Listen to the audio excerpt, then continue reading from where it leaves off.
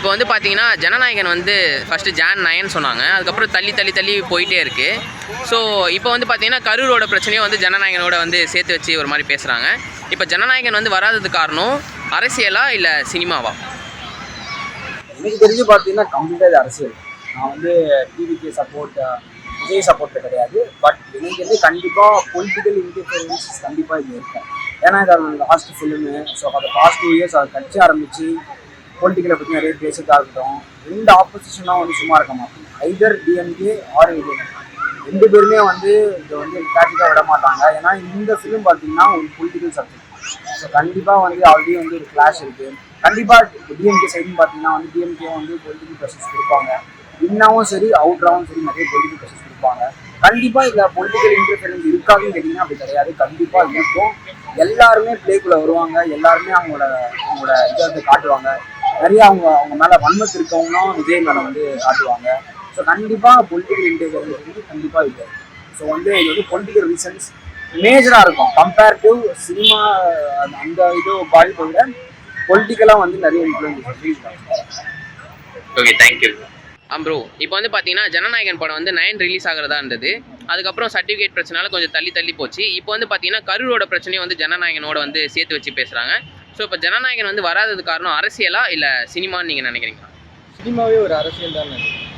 ஏன்னா இப்போ சினிமாவை பொறுத்த வரைக்கும் பார்த்தீங்கன்னா அரசியலுடைய தலையீடு இல்லாமல் எதுவுமே பண்ண முடியாது. இப்போ ஒரு சன் பிக்சர்ஸ்னு ஒன்று இருந்தாங்க. அதுக்கு முன்னாடி ஏகப்பட்ட இப்போ ஜி தமிழ், சன் நெட்ஒர்க்ஸு, அதேமாதிரி வேறு சில ஜியோ நெட்ஒர்க்ஸ் எல்லாமே பார்த்தீங்கன்னா இதுக்குள்ளே அடங்குறது தான். இதெல்லாம் யாரோட கண்ட்ரோலில் இருக்குன்னு பார்த்தீங்கன்னா அரசியலோட கண்ட்ரோலில் தான் இருக்குது. இப்போ அவர் வந்து ஒரு முதலமைச்சராக நிற்க போகிறாரு, அதுக்காக எல்லா வேலையும் பார்த்துட்டு இருக்காரு அப்படின்ற பட்சத்தில் இது எல்லாமே சேர்ந்து அவருக்கு ஒரு பிரச்சனையை கொடுக்க தான் செய்வாங்க. அப்படிப்பட்ட ஒரு பிரச்சனையாக தான் இது இருக்கும். இது ஒரு சைடு பார்த்தீங்கன்னா இது அவர் சும்மா அதை டெவலப் பண்ணிக்கிறதுக்காக, பூம் பண்ணிக்கிறதுக்காக அந்த ஒரு கான்செப்ட் எல்லாரும் பேசணும், என்னுடைய ஆடியன்ஸ் பேசணும்னு சொல்லிட்டு எப்பவுமே வழக்கமாக பண்ணுற ஒரு விஷயம் தான் சொல்லிட்டு எல்லாரும் பார்ப்பாங்க. பட் உண்மை என்ன அப்படின்னு பார்த்தீங்கன்னா ஒரு அரசியல் தான். இப்போ அந்த யூஏ அப்படின்ற சர்டிஃபிகேட்டில் வந்து பார்த்தீங்கன்னா எல்லாரும் என்ன நினச்சிருப்போம், ஜஸ்ட்டு வந்து ஒரு ஃபேமிலியாக பார்க்குறது அந்த அடல்ட் பார்க்குறது அவ்வளோதான் கான்செப்ட் இல்லை. பட் ஆனால் உள்ளே வச்சுக்கூடிய டைலாக்ஸ்னு ஒன்று இருக்குது. சில டைலாக்ஸ் எவ்வளோ பெருசாக இன்றைக்கு வரைக்கும் நம்ம பேசிகிட்டு இருக்கோம். அப்படி இருக்கக்கூடிய முக்கியமான ஒரு மெயினான டைலாக்ஸை தூக்குறதுக்காக தான் அவங்க இந்த மாதிரியான விஷயங்கள்லாம் பண்ணுறாங்க.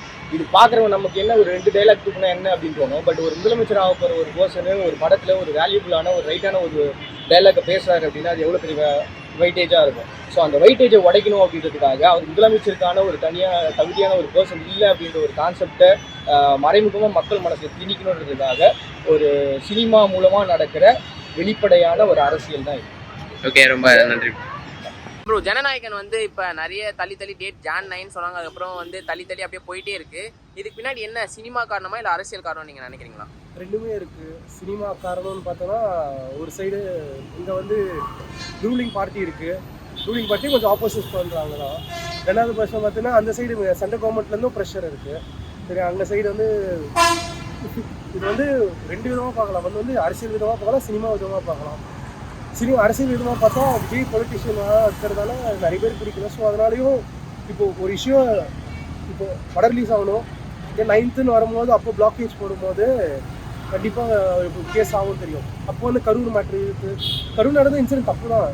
விஜய் வந்து கூப்பிட்டு ஒரு க்ளோஸ்டு ரூமில் வந்து பேசுறதுன்றது, க்ளோஸ்டு ரூமில் வந்து கூப்பிட்டு கொடுக்குறதுன்றது ஒரு பிரச்சனை. ஒரு ப்ரெஸ் மீட்டை கூப்பிட்டு அரேஞ்ச் பண்ணி ஒரு இதுக்கு பேசுகிறாங்க first of all. And then இப்போ அந்த இஷ்யூ இருக்கிறதுனால ஒன் சைட் பார்த்தா நல்லது, அந்த சைடு பார்த்தா ஓகே இது இருக்குது, பேக் ஸ்டோரி இருக்குது, everything has a back story. Okay, thank you bro. இப்போ ஜனநாயகன் படம் வந்து பார்த்தீங்கன்னா ரொம்ப ஜான் 9 சொன்னாங்க, அதுக்கப்புறம் தள்ளி தள்ளி போகுது, அப்புறம் சர்டிஃபிகேட் வந்து கொடுக்கல. இப்போ வந்து பார்த்தீங்கன்னா கரூரோட ஜனநாயகனை வந்து இணைக்கிறாங்க. அந்த மாதிரி ரெண்டுத்தையும் இன்சிடென்ட்டாக சேர்த்து வச்சு பேசுகிறாங்க. ஸோ ஜனநாயகன் வராதுக்கு காரணம் அரசியலா இல்லை வந்து சினிமான்ற நீங்கள் நினைக்கிறீங்களா? ஆக்சுவலாக பார்த்தீங்கன்னா அரசியல் தான். ஏன்னா வந்து இப்போ சினிமா இண்டஸ்ட்ரி பார்த்தீங்கன்னா இந்த மாரி ஆயிருக்கா லாஸ்ட் படம் ஏன் அதை அப்படி பண்ணோம், ப்ராப்பராக வந்துருக்கலாம்ல. அரசியல் அவரே அரசியல் இன்வால்வ் ஆகிறாங்க தான் மொத்தமாக இந்த மாதிரி பண்ணுறாங்க. அது மட்டும் நிறைய பாலிட்டிக்ஸ்லாம் இருக்குல்ல ப்ரோ, நிறைய விஷயம் வந்துருக்கு. இதுமாதிரி இந்த ஆடியன்ஸ் மாதிரி பண்ணது இல்லை ப்ரோ. இதுவுமே வந்து எல்லாமே கரெக்டாக தான் நடக்கும். அப்படி அரசியலுக்குள்ள என்ட்ரி ஆகும்போது தான் இங்கே எல்லாமே இந்த கரூர் இன்சிடெண்ட்டாக இருக்கட்டும், ஸோ அது ஆடியோ லான்ச்சாக இருக்கட்டும், எல்லாமே அவர் இது அஃபோர்ட் பண்ண மாதிரி தான் இருக்கும். ஏன்னா வந்து தமிழ்நாட்டுக்குள்ளேயே பார்த்தீங்கன்னா வந்து அவர் எது பண்ணாலும் வந்து சேஃப்டி இல்லாமல் தான் வந்து அது கவர்மெண்ட்டாக இருக்கட்டும் இவருக்கு வந்து சப்போர்ட்டே பண்ண மாட்டாங்க. ஸோ இவர் நடக்கும்போது இவருக்கு சாதகமாக வந்து எல்லாமே திருப்பி விட்டுருவாங்க இந்த மாதிரி. ஸோ அதனால் வந்து அரசியல் தான். ஓகே, தேங்க்யூ ப்ரோ இப்போ வந்து பார்த்தீங்கன்னா கரூர் சம்பவத்துக்கும் இப்போ ஜனநாயகன் படம் வந்து நிறைய போஸ்ட்போன் பண்ணிகிட்டே இருக்காங்க. Jan 9 ரிலீஸ் ஆக வேண்டியது. ஸோ அது இன்னும் ரிலீஸ் ஆகாமல் ஏன் வந்து டிலே பண்ணிகிட்டே இருக்காங்கன்னு நீங்கள் நினைக்கிறீங்க? அதான் ஒரு மூவியாக வந்து ஜனநாயகன் ரிலீஸ் ஆகிறதுக்கோ இல்லை வந்து அந்த சர்டிஃபிகேட் லேட்டாக ப்ரொவைட் பண்ணுறதுக்கோ இல்லை இந்த ஹியரிங் கேசஸ் UAA இந்த ப்ராப்ளம்ஸ்க்கும் வந்து பின்னாடி வந்து ஒரு மூவியோட ஒரு அந்த பேஸில் தான் பார்க்கணுமே தவிர இது ஒரு பொலிட்டிக்கல் இன்ஃப்ளூயன்ஸாவோ இல்லை பின்னாடி வந்து ஒரு தனிப்பட்ட நபரோட கோவமோ இப்படி பார்க்குறது வந்து ரொம்ப தப்பான விஷயமா தான் இருக்குது. சப்போஸ் அப்படி அது உண்மையாகவே இருந்தாலுமே அது அவங்களோட பர்சனல் இதுக்காண்டி யூஸ் பண்ணிக்கிறது வந்து ரொம்ப தப்பான விஷயம். பட் இதுக்கு மோஸ்ட் ப்ராபப்லி இது ரீசனாக இருக்காதுன்னு தான் எனக்கு தோணுது. ஏன்னா இப்போ வந்து அவருக்கு கரூர் இஷ்யூனால வந்து அவருக்கு டெல்லியில் ஹியரிங் இருக்குது. ஸோ அந்த இடத்துல விசாரணை போயிட்டு இருக்கு. ஸோ இது ஒரு காரணமாக கூட இருக்கலாம். பட் இதுக்கு பின்னாடி வந்து ஒரு பர்சனல் பொலிட்டிக்கல் இன்ஃப்ளூயன்ஸ் இருக்குன்றது வந்து வாய்ப்பு சுத்தமாக கம்மி.